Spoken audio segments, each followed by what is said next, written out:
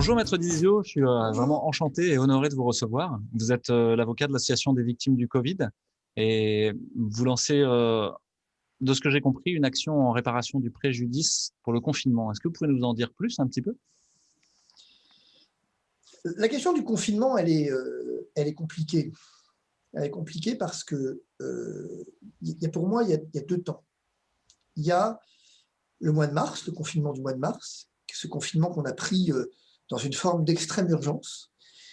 Et il y a le confinement du mois de novembre, euh, qui, lui, s'est inscrit dans une durée plus longue, avec un confinement moins dur, mais qui reste un confinement. Et donc, la question qui se pose, c'est est-ce que ce confinement a une base légale? Alors j'entends ça et là dire par des confrères, non, non, non, il n'a pas de base légale, vous comprenez, c'est comme le couvre-feu, c'est une assignation à résidence, le confinement c'est un emprisonnement. Moi je pense qu'il faut raison garder, c'est toujours pareil, il faut être calme et tranquille dans ce genre de procédure. Et oui, le confinement est une mesure. Oui, l'autorité administrative, elle a le droit de prendre une mesure de coercition pour protéger les gens d'un risque, et d'un risque épidémique en particulier. Ce n'est pas le problème. Toute la question, c'est est-ce que cette mesure, elle est justifiée? C'est-à-dire que, compte tenu de sa coercition et de son atteinte à la liberté, le confinement, il y a une part de vérité dans ce qui est dit où j'enferme les gens. Est-ce que cette atteinte à la liberté, l'autorité publique a le droit eh bien, de le faire? Oui, il n'y a pas de liberté absolue. Ça n'existe pas, la liberté absolue. Et entre la protection de l'ordre public et la liberté, il y a toujours un équilibre. Il ne faut pas réclamer des libertés. J'aime pas cette notion de on a attenté à mes libertés. J'aime pas beaucoup cette notion. Ça ne me dérange pas qu'on attente à ma liberté. Si c'est pour une cause qui est juste, qui est proportionnée, qui est nécessaire. Si le confinement est nécessaire pour endiguer une épidémie, alors il faut en passer par là, j'ai envie de dire. Tout le problème, c'est est-ce que le confinement est nécessaire? Et c'est ici où on a un débat. Alors j'entends, je ne suis pas médecin, c'est vrai, mais le confinement non plus n'est pas une mesure médicale. Le confinement, ce n'est pas une mesure médicale, contrairement à ce que certains médecins à la télé pensent. Ce n'est pas une mesure médicale au sens où le confinement, il est une mesure politique, une mesure juridique. Je prends des gens et je les enferme dans un but qui, lui, est médical, c'est-à-dire de santé publique, endiguer une épidémie. Sauf que, est-ce que je peux endiguer mon épidémie par des mesures moins coercitives?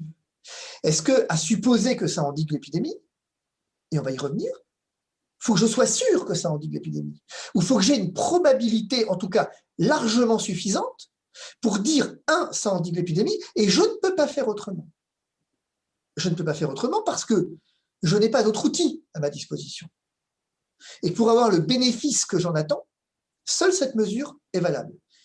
Sauf que, on va s'apercevoir, les études vont montrer, quelques études, j'ai 3 grandes études et 2 en préprint, qui montrent que c'est loin d'être évident, quoi. Que c'est loin d'être évident, que c'est même probablement le contraire qui se passe. Que si on prend la balance bénéfice-risque, on a une chose dont on est absolument sûr, c'est le risque du confinement. Ça, on le sait. On le sait sur les retards diagnostiques, on le sait sur l'impact psychologique, on le sait sur l'impact social, ça c'est un risque. Et donc, compte tenu de la gravité du risque, est-ce qu'on a un bénéfice en face? Eh bien, les études vous disent non. Non. Et c'est curieux parce que c'est le même argument qui a été utilisé pour la chloroquine, par exemple. On vous a dit, non, attendez, la chloroquine, on ne peut pas la généraliser, vous comprenez? Parce que la balance bénéfice-risque, elle est en défaveur du bénéfice. Il n'y a pas de certitude sur le fait que ça fonctionne. Oui, mais regardez, moi j'ai quand même des études qui montrent que ça fonctionne. Ah non, non, non. Vous avez des études qui montrent que ça fonctionne, mais moi j'en ai d'autres qui vous disent que ça ne fonctionne pas. Et les miennes prévalent, en fait, parce que je suis obligé, s'il y a un doute, de privilégier l'absence de risque, et je ne mets pas un médicament sur le marché parce qu'il n'est pas, je me souviens de cette phrase d'Olivier Véran, je n'utilise pas quelque chose parce que ce n'est pas dangereux, je l'utilise parce que ça sert à quelque chose. Et bien le problème, c'est que dans le confinement, les études montrent que ça ne sert pas à grand-chose et que c'est dangereux. Donc il y a l'idée que peut-être l'exécutif prend une décision dans l'urgence ou peut-être la précipitation même, on pourrait dire, mais en tout cas prend une décision parce qu'elle lui semble nécessaire et que le temps de la justice, c'est ensuite le temps justement de l'évaluation, de faire le point sur est-ce qu'elle était utile, est-ce qu'elle était proportionnée, est-ce qu'elle avait la bonne balance bénéfice-risque eu égard aux données qu'on a pu obtenir entre-temps. C'est finalement reposer dans le domaine du droit une décision exécutive. Absolument. Pour permettre de ne pas refaire l'erreur, probablement. Alors, il y a pour permettre de ne pas refaire l'erreur, mais il y a aussi parce que la décision publique, même si je n'ai pas de doute réel sur la bonne foi qui les a animés, je ne crois pas que, comme on dit parfois, on ait voulu asservir la population et qu'on ait pris une espèce de malin plaisir, de jouissance ultime à venir enfermer les gens. Et non, je ne crois pas. Je crois qu'on s'est trompé. Je crois qu'on s'est trompé, qu'on a pris une mesure que l'on pensait de bonne foi peut-être, juste et bonne, mais elle n'est pas juste et bonne. Quand effectivement, je vous donne un exemple qui est un peu, tout petit peu emprunté, vous avez vu qu'il y a un problème, enfin vous le savez mieux que moi, mais il y a un problème il y a un décret qui est paru en mars sur la mise en bière et sur l'absence de toilettes mortuaires, en fait, des défunts, des suspectés Covid ou des Covid positifs. Le Conseil d'État vous a dit, ah non, ça, c'est pas possible. Ça, c'est pas possible. Ce décret, il est annulé. Donc, nul doute que l'État pensait bien faire, mais nul doute que l'État a commis une faute. Toute illégalité constituant une faute. Et donc l'État doit assumer les conséquences de ses fautes, quoi, finalement. Et donc, aujourd'hui, moi, je demande réparation au nom de familles. Je demande réparation aux hôpitaux. C'est dur pour les hôpitaux, parce que finalement, eux, ils ont fait qu'appliquer la loi. Ouais, mais j'ai un décret qui a été annulé, donc il n'existe plus. Donc, votre position est illégale. Et l'État, qui finalement, lui aussi, a pris un décret illégal. Donc, vous voyez, on ne se pose pas de questions. On ne se pose pas de la question de savoir s'ils l'ont mal fait volontairement ou pas. Ils ont commis une illégalité qui est constitutive d'une faute. Et la réparation, c'est la reconnaissance d'un préjudice. C'est ma reconnaissance de victime. Et pour se reconstruire, on sait combien cette notion est importante. Et bien, c'est pareil. C'est un confinement. Alors, l'idée ne vient pas forcément de moi. L'association des victimes du coronavirus, elle voit les gens, si vous voulez, ce qui se passe, et tout ça part de l'observation. On parle beaucoup d'observationnel dans cette crise, mais c'est un peu ça. Elle n'a pas fait d'études double aveugle, mais elle n'en a pas eu besoin, quelque part. Et il y a des gens dont elle a vu concrètement, Sandrine a vu concrètement les impacts que ça a sur les gens. Elle le dit, elle dit, moi j'ai des gens qui m'appellent tous les jours et qui pleurent, qui pendant le premier confinement, on a été quasiment obligés à certains moments de tenir des gens au téléphone et de les appeler 3 fois par jour pour pas qu'ils se jettent par la fenêtre. Et pendant le deuxième confinement, quand on a annoncé le deuxième confinement, on a vraiment cru qu'une partie de la population qu'on suit allait passer à l'acte.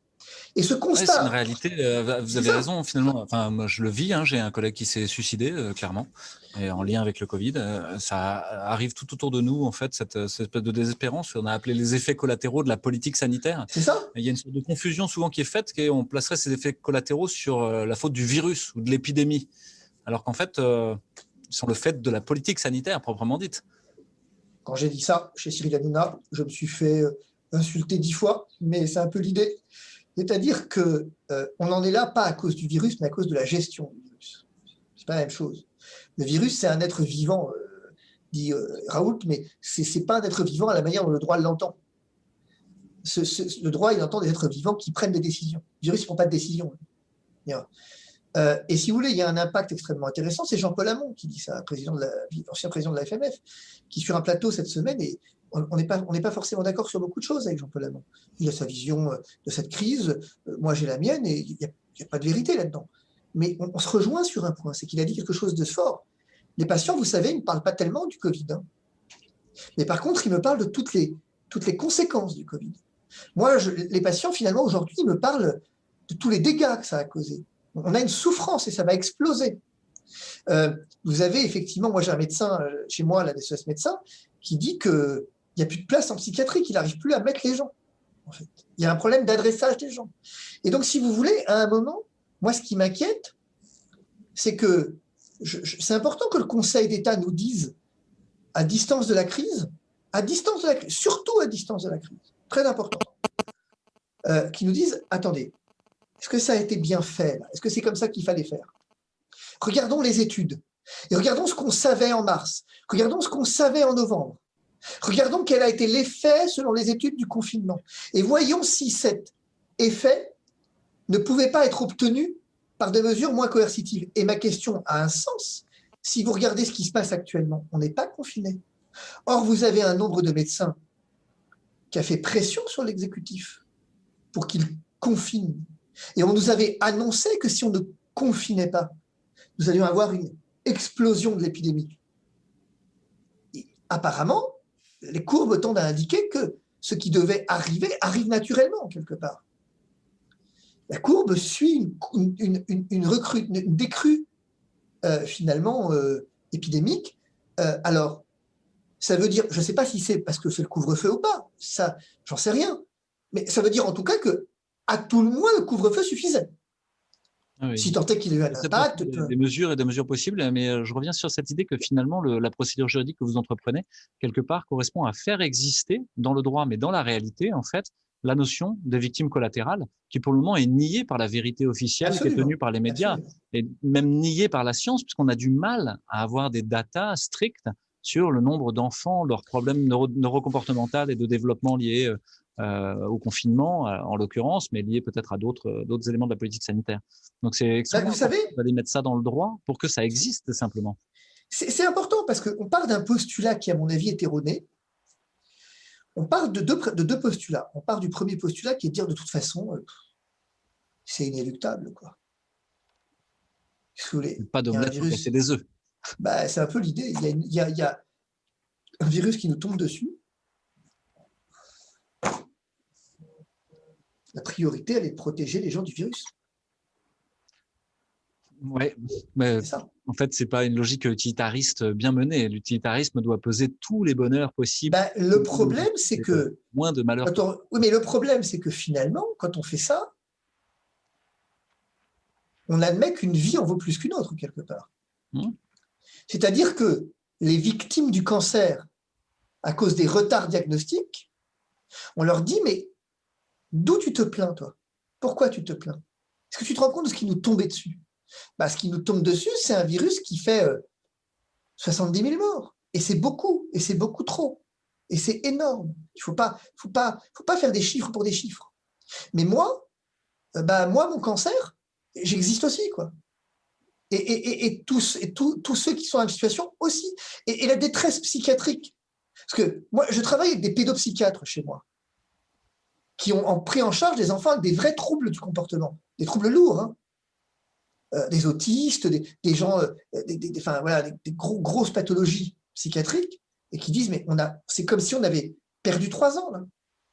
Tout le travail qu'on a fait, de jour en jour, de long en long. Moi, vous savez que je vous donne une anecdote, j'ai une de mes clientes qui est pédopsychiatre dans un grand hôpital parisien qui a été victime du Covid. Et qui, en fait, quand elle voit aujourd'hui, elle a été hospitalisée, etc., et quand elle n'est pas bien encore aujourd'hui, elle est retournée travailler, et quand elle voit les enfants qu'elle voit, elle dit, en fait, j'avais prévu de faire une procédure d'indemnisation pour moi, mais j'arrête, je ne peux pas.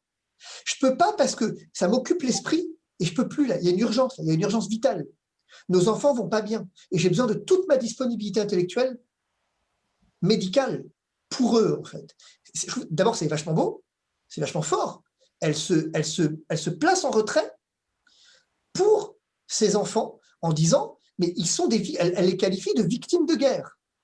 Elle dit, on a, dans la littérature, elle dit, les traumatismes qu'on voit là, moi, je ne les ai jamais vus, je les ai étudiés chez les confrères qui ont eu à prendre en charge des victimes de guerre. C'est fort ce qu'elle dit. Les victimes des combats. Vous savez, ces victimes civiles des combats, elle dit. Eh bien, on en est là. Et elle dit, la plus grande souffrance des parents de ces enfants, c'est qu'ils n'existent pas. Il n'existe pas. Un enfant autistique lourd qui ne met pas un masque va se faire immédiatement reprendre violemment comme s'il mettait la terre entière en danger, sans réussir à comprendre l'agression que ça constitue pour lui, en fait.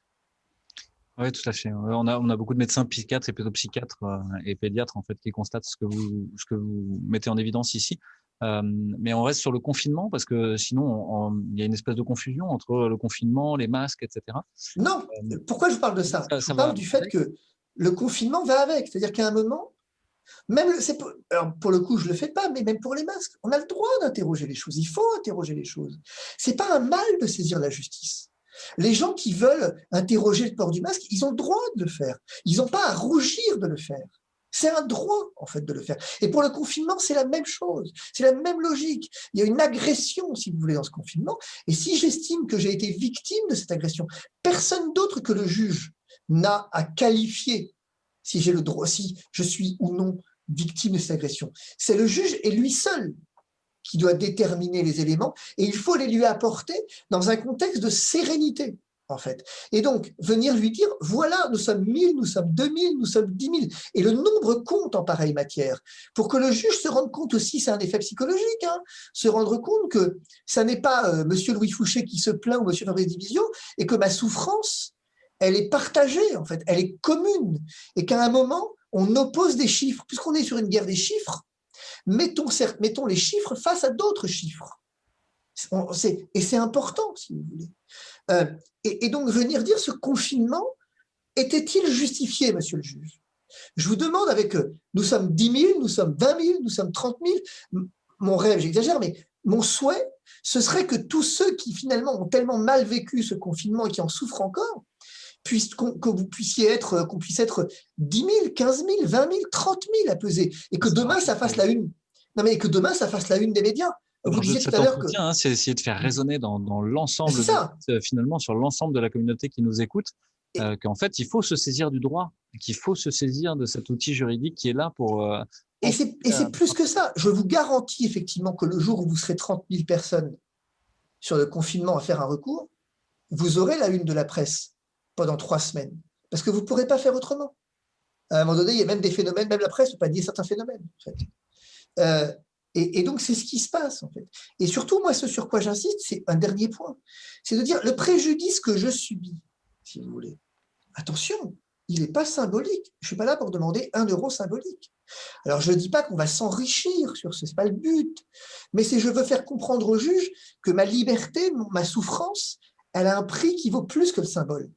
Et que donc je vais aller demander des sommes au titre du préjudice moral que j'ai subi, et pourquoi pas préjudice parfois de retard diagnostique, voilà, je vais aller demander des sommes qui sont autour des 50, des 100, des 200 000 euros par personne. Et peu importe si je les ai ou pas, mais l'objectif, il est vraiment de montrer à un moment que le préjudice que je subis, il n'est pas symbolique. On n'est pas dans l'ordre des symboles, on est dans l'ordre d'une réalité. Et pour que le juge dise, mais est-ce que finalement, comment le gouvernement va se défendre? Il va dire quoi? J'avais pas le choix. Mais ça veut rien dire, j'avais pas le choix. Sa décision, elle est éclairée. Donc, il va bien devoir produire les éléments sur lesquels il s'appuyait, parce que vous voyez bien que ce qui se passe actuellement, c'est une espèce de nébuleuse de communication. Vous avez effectivement, on a accès à la décision publique que par la communication publique. Et donc, moi, ce qui m'intéresse, c'est de sortir du cadre visible de la communication pour entrer dans la sphère préparatoire de la décision. Sur quoi avez-vous appuyé votre décision du confinement? Donnez-nous les éléments, je vous donne les miens pour qu'on en débatte, pour qu'il y ait un débat. Et imaginez un instant, et ce n'est pas impossible, qu'on vous dise « Ah mais non, mais moi, je n'ai rien d'autre qu'un avis du conseil scientifique ». C'est possible, hein? Pour lequel il n'y a pas eu publicité et qui n'a pas été. C'est ça. Je veux dire, et très exactement, effectivement, sur lequel je ne sais pas sur quoi il s'appuie lui-même, en fait, finalement. Sur la décision de cette personne ou leur opinion, ce serait dommage.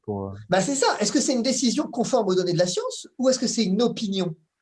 Et ça va interroger. Ce que je ne veux pas, je l'ai déjà dit, mais ce que je ne veux pas, c'est qu'on puisse prendre l'habitude de raisonner par émotion, par pathos.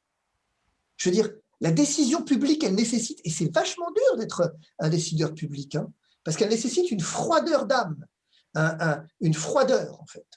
Pierre Lecause, qui est un philosophe de Marseille qui gère l'espace éthique méditerranéen, a écrit un livre qui s'appelle « Le gouvernement des émotions », que je vous recommande sur ce sujet-là. Peut-être que les décideurs, finalement, évoluent dans un pathos complet. Probablement. J'ai bien compris l'ensemble du raisonnement juridique. Pour un béotien comme moi, ça se passe dans quel type de droit? C'est du droit civil? C'est du droit pénal directement? Non, c'est du droit public. On n'est pas là pour mettre en cause pénalement qui que ce soit, là, dans cette procédure-là. On ne prête pas une intention malveillante. On est là pour utiliser la voie administrative, la notion de faute administrative. Donc, c'est plutôt référé liberté et ensuite recours en Conseil d'État? Non. On va faire une demande indemnitaire à l'État. On est obligé de dire, voilà, moi j'estime que vous avez commis une faute, la voici, et voilà mon préjudice. Est-ce que vous acceptez de m'indemniser? C'est peu probable. Et au bout de 2 mois, si l'État n'a pas répondu, vous avez la possibilité de saisir le Conseil d'État. D'accord. Voilà. C'est un recours indemnitaire. Alors, on est parti sur 1 an de procédure, mais c'est pas grave. C'est bien. Moi, je suis content que le juge juge à distance. J'aime bien l'idée. J'aime quand la justice prend son temps. Ouais. Et ok. Pour le grand public, c'est une invitation à s'inscrire à l'association ou bien comment est-ce que les gens peuvent… Alors, le plus simple, c'est de passer par l'association. Moi, le recours, il est porté par l'association. Je ne suis que mandataire. Hein. Le recours, il est porté par l'association et ensuite par chacun qui s'inscrit à l'association, qui centralise un peu. Donc, c'est peut-être la voie royale, quelque part. Moi, j'accepte volontiers de recevoir les dossiers. Je précise une chose, hein, pour qu'on soit d'accord et qu'on n'y ait pas d'ambiguïté dans la tête des gens, ni d'un côté ni de l'autre. Moi, je ne facture rien, en fait, dans cette procédure. C'est important parce que justement, si ça a le retentissement médiatique attendu, en fait, d'un collectif qui essaye de restructurer le droit et la règle commune, les choses vont être médiatisées et l'enjeu financier va d'emblée être mis sur la table. Est-ce qu'il s'agit que d'argent? Non, moi, si vous voulez, l'association a cette générosité d'âme que j'ai rien demandé. Elle a choisi effectivement pour sa part, je crois, d'ouvrir une espèce de cagnotte pour me verser, je ne sais pas combien, je ne sais pas quoi, je ne veux pas le savoir. Et si personne ne verse, ça ne pose aucun problème. Aucun problème. L'objectif, si vous voulez, je ne veux pas introduire là-dedans un rapport d'argent. Parce que je ne veux pas, et je termine vraiment là-dessus, je ne veux pas qu'il y ait d'ambiguïté, qu'on vienne dire l'avocat démarche les gens. Vous voyez, l'avocat et Louis Fouché ont une entente financière. Comme les avocats américains à la sortie de l'hôpital, au fait. C'est ça, exactement. Donc un recours. Moi, je n'ai pas eu de rapport d'argent dans cette crise et je continuerai de ne pas en avoir. Il y a des moments où il y a… Et puis ça m'intéresse, hein. Je me permets de vous rappeler que je suis citoyen de ce pays pour un moment. Je veux dire, et que donc si effectivement, par mon truchement, je peux réussir à faire avancer les choses, j'en profite directement aussi. Hein. Donc moi, ça me va très bien. Merci. Le nom global de ce recours indemnitaire, c'est ça, c'est recours indemnitaire pour réparation du préjudice pour le lié au confinement. Ok, ça marche. Merci beaucoup. On en entendra probablement parler. Donc c'est une invitation à tous ceux qui nous écoutent et qui nous regardent à aller s'inscrire sur l'association des victimes du Covid, l'association des victimes. Et un dernier mot, pardon de le redire, ne rougissez pas de saisir le juge. Le juge, dans un état de droit, c'est la violence légitime. Ouais, je rebondis là-dessus, Maître Divisio, parce que je pense qu'il y a une tentation de violence face à la violence de l'État, face à la négation des libertés, et que ça peut être face au déferlement totalitaire, je l'appelle comme ça, même si c'est discutable, il peut y avoir un déferlement de violence. Et je pense qu'il y a une autre voie, qui est celle de tenir l'état de droit, en fait. Le droit est là pour ça. Et donc, vraiment, il faut s'y cramponner. Et ne vous laissez pas abuser par les échecs. C'est-à-dire que on a la grande tentation, et c'est vrai, hein, de dire le Conseil d'État fait rien. Je suis le premier à le dire. Moi, j'ai rédigé un guide, une quarantaine de pages là, pour les parlementaires sur ce qui va pas là, dans certains textes.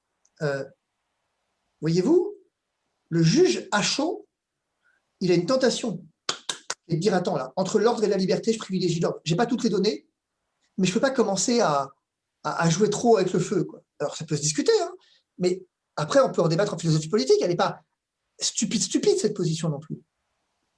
Mais à distance de la crise, c'est notre histoire. D'où l'intérêt de le faire à distance de la crise. Parce qu'à distance de la crise, ça vaut pour les crises d'après, du coup. Oui, tout à fait. Et puis je pense qu'il y a peut-être cette tentation dans la rapide et un peu lapidaire de vouloir essayer de liquider le juge avec qui on serait pas d'accord. Alors, je crois que c'est une C'est mauvaise ça, idée. Il faut recréer un rapport absolument, de force et les absolument. conditions d'un dialogue, en fait, Vous savez, hein, je capable vous donne d'en... un exemple, tout bête, hein. Pardonnez-moi, je termine là-dessus.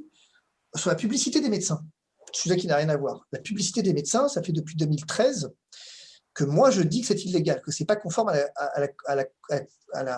au traité communautaire, en fait. Donc à l'article 56 du traité fondateur de l'Union européenne. Je suis allé devant le Conseil d'État en 2014. Il m'a dit circuler, il n'y a rien à voir. Rien du tout. Je me suis fait jeter. Je ne me suis pas démonté. Je suis allé devant la Commission européenne, qui en 2016 m'a donné raison. J'ai ressaisi le Conseil d'État en 2017. Tout le monde m'a dit, mais enfin la jurisprudence est fixée. Et ben en 2020, il m'a donné raison. Donc parce que ça a évolué, parce que voilà. Donc il ne faut pas se décourager et il faut effectivement faire les choses avec calme et tempérance. Ouais, la règle commune s'établit avec lenteur et patience, C'est pas ça. dans la précipitation et la peur. Merci beaucoup, Maître Divisio. Est-ce que Oui. ce texte dont vous parlez pour les parlementaires est accessible au grand public? Je peux vous l'envoyer. Est-ce qu'on pourrait le mettre en lien sous la vidéo, par Oui, exemple, oui, bien sûr, je peux vous pour qu'on l'envoyer. C'est puisse un guide qui fait une se quarantaine de donner un pages. cadre conceptuel, justement? Oui, Absolument, bah, merci absolument. beaucoup pour ce temps passé Je vous en ensemble. Très prie. bonne journée à vous. Et si vous À avez bientôt. une phrase de conclusion comme un cadeau à nos auditeurs. Euh, un truc. N'ayez pas peur. Merci.